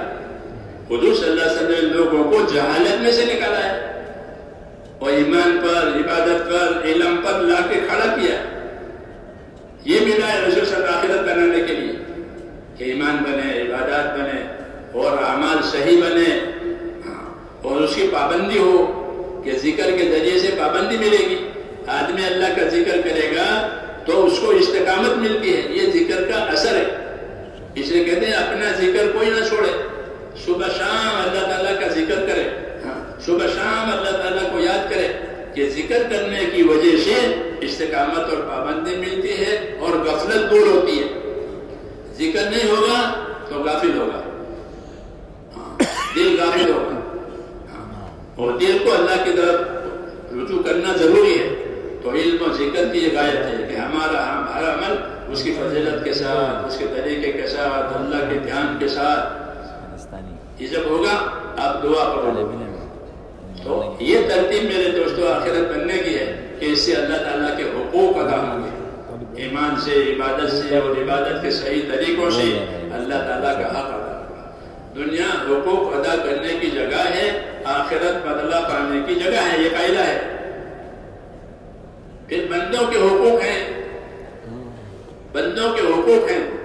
دنیا حقوق ادا کرنے کی جگہ بندوں کے حقوق ہیں کہ اللہ کے بندوں کے ساتھ ان کا حق ادا کرو. کہ بندوں کا کیا حق ہے اور بندوں میں کیسا رہنا ہے. اللہ کے ساتھ تو ایمان، عبادت، اخلاص کے ساتھ رہنا ہے. بندوں میں کیسا رہنا ہے تو فرمایا بندوں کے ساتھ رہنے کا طریقہ اللہ نے بتایا. ان اللہ یامر بالعدل والاحسان. ان اللہ یامر بالعدل والاحسان. کہ اللہ کے بندوں میں کیسے رہو گے، کہ اللہ کے بندوں میں کیسی زندگی گزارو گے، کہ اللہ کے بندوں میں زندگی گزاریں گے انصاف اور احسان کے ساتھ. کیونکہ دنیا حقوق ادا کرنے کی جگہ ہے، آخرت بدلہ پانے کی جگہ ہے. تو بندوں میں کیسے رہو گے کہ بندوں میں رہیں گے انصاف کے ساتھ. انصاف کا مطلب یہ ہوتا ہے کہ جو اپنے لیے پسند کرو وہی دوسرے کے لیے پسند کرو. جو اپنے لیے ناپسند کرو وہ دوسرے کے لیے ناپسند کرو. یہ انصاف کا مطلب ہے. اپنے لیے آدمی گالی گالی کھانا پسند نہیں کرتا تو دوسروں کیسے گالی دے گا؟ دوسروں کیسے گالی دے گا؟ اس لیے دوسروں کو گالی نہیں دے سکتا، دوسرے کو حقیر نہیں سمجھ سکتا کہ یہ کچھ نہیں ہے، نکما ہے، کہ نہ، اللہ نے نکمی کوئی چیز پیدا نہیں کی ہے، ہر ایک کو اللہ نے کسی کے کام کے لیے پیدا کیا ہے۔ تو انصاف کے ساتھ دنیا میں زندگی گزارو، یہ حکم ہے۔ حضور صلی اللہ علیہ وسلم کو بھی یہی حکم ہے، اُمِرْتُ لِأَعْدِلَ بَيْنَكُمْ، مجھے حکم ہے کہ تمہارے اندر انصاف سے رہو، کہ انصاف کے بغیر حقوق ادا نہیں ہوں گے۔ اور انصاف کا تقاضا یہ ہے کہ جو اپنے لیے پسند کرو وہ دوسروں کے لیے پسند کرو، جو اپنے لیے ناپسند کرو وہ دوسرا۔ اس کی مشق کرنی ہے کہ یہ بات اگر مجھے کوئی کہے تو یہ مجھے گوارا نہیں ہے کہ پھر یہ بات دوسرے کے لیے بھی مت کرو، تو تم انصاف والے ہو جاؤ گے۔ کونوا قوامین بالقسط، انصاف کے ساتھ قائم رہو۔ اللہ انصاف کرنے والوں سے محبت رکھتے ہیں، تو انصاف کا یہ مطلب ہے تاکہ حقوق ادا ہو جائے، کہ دنیا حقوق ادا کرنے کی جگہ ہے، آخرت بدلہ پانے کی جگہ ہے، تو وہ اس طرح ہوگی کہ دنیا میں انصاف کے ساتھ رہیں، اور انصاف سے آگے احسان کرنا، کہ میرے مال جان سے دوسروں کو نفع پہنچائے، مجھے ان سے کوئی نفع نہیں لینا ہے۔ مجھ کو اللہ نے یہ حکم دیا ہے کہ اپنی جان مال سے دوسروں کے ساتھ احسان کرو، دوسروں کو نفع پہنچاؤ۔ یہ نبیوں کی دعوت میں ہوتا ہے، اس کو اخلاق کہتے ہیں۔ اخلاق میں انصاف بھی ہے، اخلاق میں احسان بھی ہے، اخلاق میں ایثار بھی ہے، تینوں چیزیں، انصاف بھی ہے، احسان بھی ہے، ایثار بھی ہے۔ انصاف کا مطلب تو وہ ہوا جو میں نے عرض کیا کہ جو اپنے لیے پسند کریں گے وہ دوسروں نے پسند کریں گے، جو اپنے ناپسند کریں گے وہ دوسروں کے ناپسند کریں گے۔ اس کے اوپر احسان ہے کہ میری جان مال سے دوسروں کو فائدہ ہو جائے۔ کیوں؟ کہ اللہ تعالیٰ احسان کرنے والوں سے محبت کرتے ہیں۔ اللہ تعالیٰ کو وہ بندہ پسند ہے جو اس کے مخلوق کے ساتھ احسان کرے۔ ساری مخلوق اللہ کا کنبہ ہے، اور اللہ کو وہ بندہ پسند ہوتا ہے جو اس کے کنبے کے ساتھ احسان کرے۔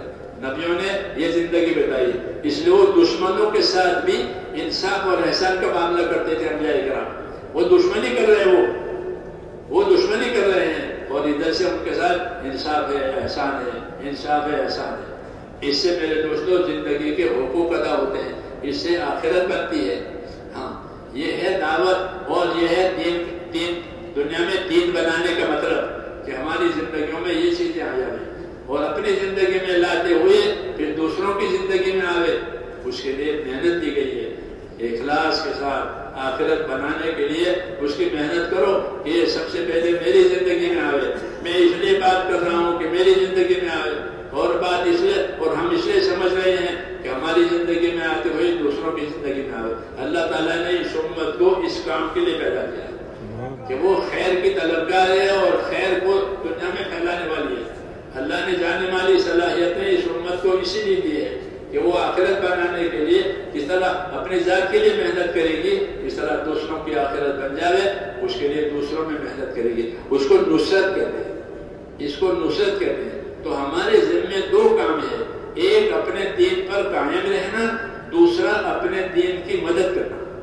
استقامت نصرت، استقامت نصرت، یہ ہماری زندگی کی ذمہ داری ہے کہ جو عمل شروع کیا وہ فوت نہ ہو، مستحب ہو تو، سنت ہو تو، فرض ہو تو، اور جو عمل حرام ہے اس کے قریب لے جائیں گے، اس سے دور رہیں گے۔ استقامت کا ہی مطلب ہے کہ جو عمل اللہ نے حرام کیا ہے اس کے پاس نہیں جائیں گے۔ اتق المحارم تکن عابد الناس، کہ تو حرام سے بچ جا، پھر تو خدا کا سب سے بڑا عبادت گزار ہے۔ حرام سے بچنے کے فضائل ہے کہ تو حرام سے بچ جا، پھر تو خدا کا سب سے بڑا عبادت گزار ہے۔ کیوں کہ حرام سے بچنا ایمان کی قوت کی وجہ سے ہوتا ہے۔ جتنی ایمان میں قوت ہوگی اتنا آدمی اپنے آپ کو حرام سے بچائے گا۔ وہ قوت پیدا ہوتی ہے اللہ کے دین کی نصرت سے، اچھی صحبت سے، اچھی محنت سے۔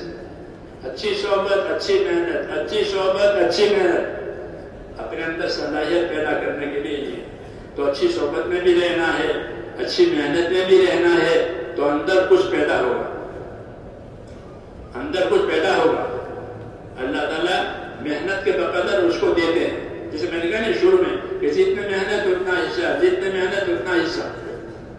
100% محنت ہے کہ 100% حصہ ہے، 50% محنت ہے کہ 50% حصہ ہے. ہاں اس لیے اللہ تعالیٰ کو اپنے دین کی محنت یہ پسند ہے، اور محنت میں جو حالات آئیں گے اس پر انعام ملے گا. بھوک آئی، پیاس آئی، تنگی آئی، لوگوں کی طرف تکلیف آئی، یہ تمام چیزیں لکھ لی جائے گی اللہ کے ہاں اور اس کا بدلہ دیا جائے گا. وَأُوذُوا فِي سَبِيلِي وَقَاتَلُوا وَقُتِلُوا، یہ وہ ہیں کہ جن کو میرے راستے میں ایذائیں ہوئی ہیں.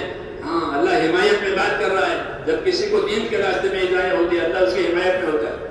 یہ میرے راستے میں ان کو ایذائیں ہوئی ہے، اس لیے میں ان کے گناہوں کو معاف کروں گا اور ان کو آخرت میں بدلا دوں گا. تو اس راستے کی ایذائیں، اس راستے کی تکلیفیں یہ بھی انعام دلائے گی. کیوں کہ مقصد اچھا ہے، مقصد اچھا ہے کہ مقصد اپنے دین کی نصرت ہے. تو میرے بھائیوں، ہماری زندگی کے یہ حقوق ہیں اور ہماری زندگی کی یہ ترتیب ہے جس سے ہماری آخرت بنے گی. اپنی آخرت بنانی ہے اور امت کے ساتھ ہمدردی کرنی ہے تاکہ امت کے ایک ایک فرد کی آخرت بن جائے. حضور صلی اللہ علیہ وسلم اپنے لیے مغفرت کی دعا مانگتے تھے اور امت کے لیے مغفرت کی دعا مانگتے تھے. اللہم اغفر لی ولی امتی، اللہ میری مغفرت فرما، میری امت کی مغفرت فرما. کیونکہ امت کے ساتھ ہمدردی کرنی ہے. تو امت کے ساتھ ہمدردی کا مطلب یہ ہے کہ جو خیر اللہ تعالیٰ نے ہم کو دی ہے ہم اپنی محنت سے اپنی زندگی میں وہ خیر بڑھائیں اور امت میں محنت کر کے امت کو بھی اس خیر پر لائیں. اللہ نے امت میں بہت صلاحیتیں رکھی ہیں. یہ امت ایسی ہے ہاں جیسے سونا اور چاندی زمین میں سے نکلتی ہے اور بڑی قیمتی چیز ہے، ایسی یہ امت بھی. اس امت میں اللہ نے بڑی صلاحیتیں رکھی ہیں. اگر ان پر محنت ہو جائے تو ایک ایک آدمی کتنا کام کر لے گا. ہاں کتنا کام کر لے گا، کتنی خیر اس کے وجود سے دنیا میں کھولے. اس لیے بشارت دی ہے کہ طوبیٰ لعبد جعلہ اللہ مفتاحا للخیر ومغلاقا للشر، خوش نصیب ہے وہ بندہ کہ جس کو اللہ خیر کے پھیلنے کا ذریعہ بنا لے اور شر کے مٹنے کا ذریعہ بنا لے. خوش نصیب ہے وہ بندہ. تو ایک ایک صحابی کو اس کی تمنا ہوتی تھی کہ میں خیر کا ذریعہ بن جاؤں، اپنی جان مال لگا کر خیر کا ذریعہ بن جاؤں تاکہ دنیا سلامتی والی بن جائے، آخرت نجات والی بن جائے. تو ہماری ذمہ داری ہے میرے دوستوں، دنیا ذمہ داریوں کی جگہ ہے اور ہماری ذمہ داریوں کا یہ خلاصہ ہے کیا کہ اپنی ذات سے اپنے دین پر قائم رہنا، استقامت کے ساتھ، پابندی کے ساتھ، اخلاص کے ساتھ اپنے دین کا کام کرنا.